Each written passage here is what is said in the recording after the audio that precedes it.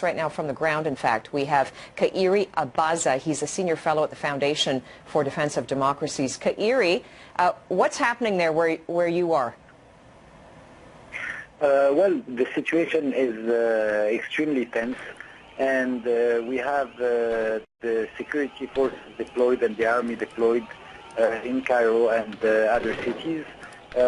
People are staying home because of the situation, and when we speak about protesters, we are not talking about peaceful protesters like what we have seen with the toppling of Mubarak or Morsi, but we see violent acts against state institutions, against churches, against police stations, killing of Christian Copts, and acts that could be qualified as terrorist activities. Right. I think you're very right to point that out, Khairi, because these are Islamic protesters, and they want the return of the deposed president from the Muslim Brotherhood. I want to ask you, though, there are some who are saying that the Muslim Brotherhood wanted this, that somehow the images that we are showing, and that is of essentially dead bodies in the streets. We've seen bodies piled up at the morgues, that this is what the Muslim Brotherhood wants. What do you make of that?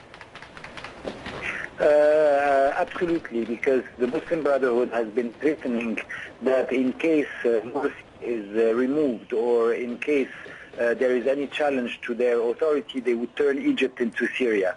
And this is what we have seen today. We have seen today and yesterday, we have seen attacks on police stations where police officers were killed, then slaughtered, then their body desecrated.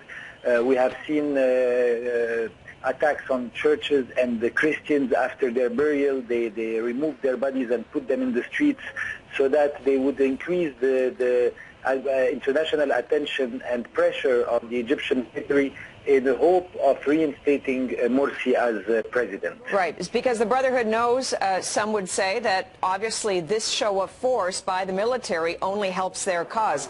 On that point, the international community, certainly the United States, is pleading with Egypt's military to show some restraint in terms of the level of response, not to fire bullets, maybe use something that is not quite as harsh. How important is that?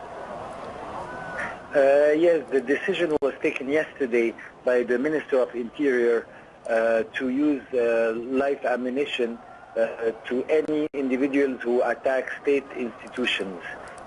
What happened in police stations and in many other state institutions where civil servants and officers were killed, there was a mounting pressure from the officers to use live ammunition to defend themselves against these attacks. Right. So and I want to pause just for a moment, because we're showing some rather dramatic pictures where you can see what appears, maybe we can presume it's tear gas, rising above a very large crowd that is gathered, Khairi. Yes, there are tear gas, and there are in other places they burn wheels so that the police cannot see who's behind the smoke. Right, so that's probably what we're looking at, because it is rather dark smoke, right? Yes, absolutely. So it's used in certain places so that the authorities would not see what's behind the smoke. But it's important to point out that if Morsi was a popular president, then people would have taken to the streets peacefully, the same way they did to remove Mubarak, or the same way they protested to remove Morsi. And this did not happen since the departure of Morsi. That's why they use this alternative tactics of either bring back Morsi or the country will turn into chaos. Well, I mean, judging by the latest pictures, it already looks like that is certainly the situation that is underway. Khairi Abaza, a senior fellow with the Foundation for Defense of Democracies, joining us. He is there in Cairo. Thank you so much.